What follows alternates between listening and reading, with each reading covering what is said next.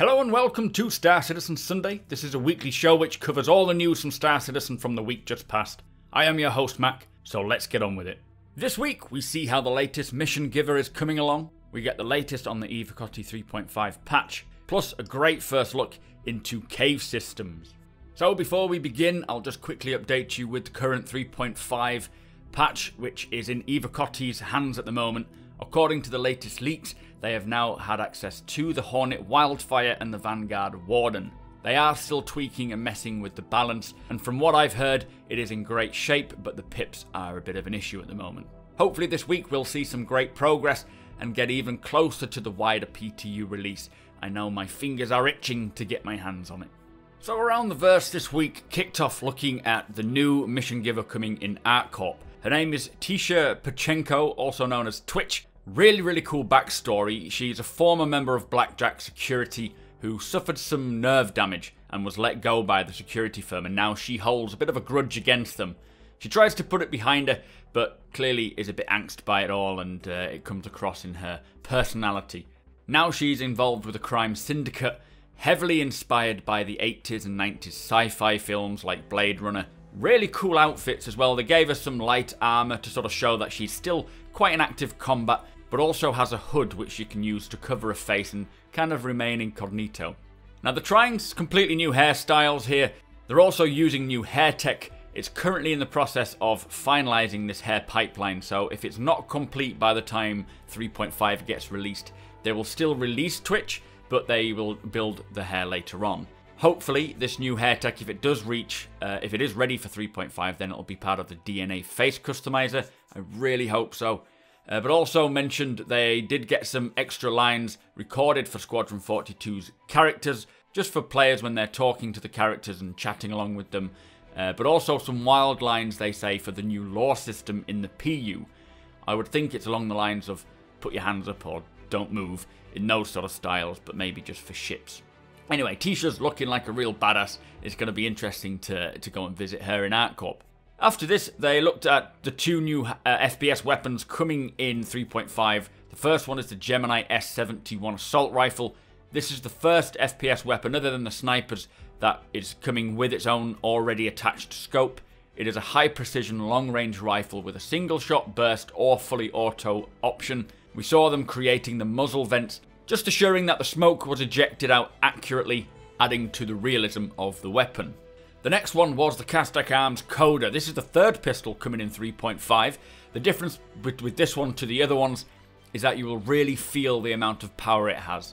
There's only 6 rounds, so maybe that's a balanced thing to sort of cater for the power. Heavy recoil as well, but a very beefy weapon, and it should have the sounds to match it as well. Now do notice that the Coda ejects the shells, but with it having a cylinder magazine like a revolver, I'm not sure why it needs to eject the shell cartridge each time. Surely it would just, you'd take the cartridge out, dispense of the shells, and then reload it. But saying that, this is 900 years into the future, so maybe it has changed and they've found a way of making it more versatile. Also, someone did mention on the Spectrum that the stance is not appropriate for such a high caliber pistol, explaining that they should be stood with their arms symmetrically straight in front of them to ensure that the kick doesn't hurt them too much. Now, obviously this is early days, and I would expect them to create more varying animations in the future for this kind of thing.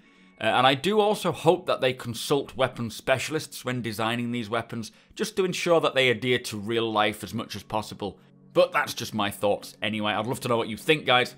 The main feature of ATV was looking at the cave systems and sinkholes, which will be dotted around the surfaces of planets and moons, adding a whole new point of interest that was quite unexpected. I have done a separate video on this, highlighting what this means and some scenarios that we could see in the PU once the caves are implemented, so do be sure to check the link below to watch that.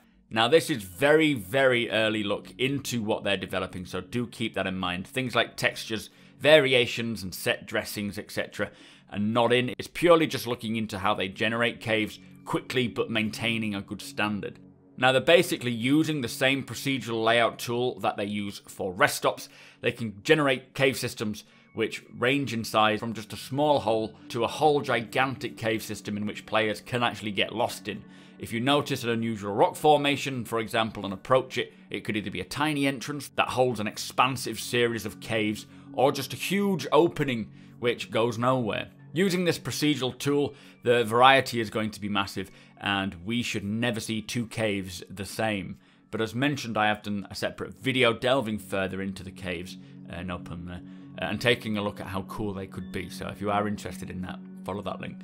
Anyway, before they finished on ATV, they mentioned that the Banu Defender was being pushed from 3.5 to 3.6, as they want to focus more time on creating the first Banu ship, using both the ship and character pipeline and creating this organic style. Do check my weekly roadmap video update, and you will see all the changes week to week to keep up with the development of 3.5 and beyond. Anyway, that was ATV, guys. Let's move on to RTV.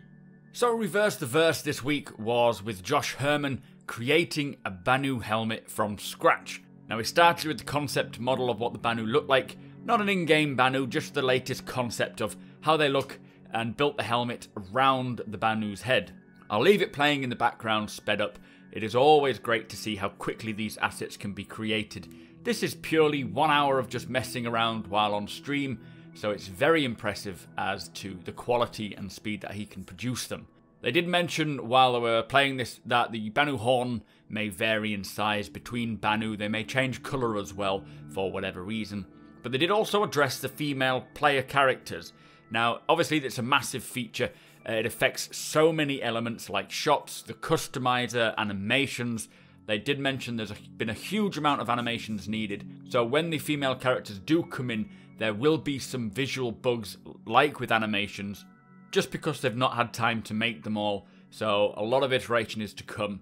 The same goes for the clothing. There won't be one-for-one clothing options for females and males straight away.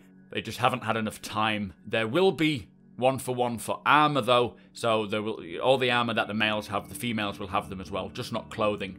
He did say they'll also have all the gameplay components, but they didn't want to delay the feature just for the sake of a few issues, which I think is a good way to handle this. But anyway, as I say, I'll leave that playing in the background. Interesting to see how quickly these come around, so do enjoy. So also this week, we had a galactic guide looking into a Jan system known to humans as Hadar. So that brings us to the end of the show. Thank you so much for watching.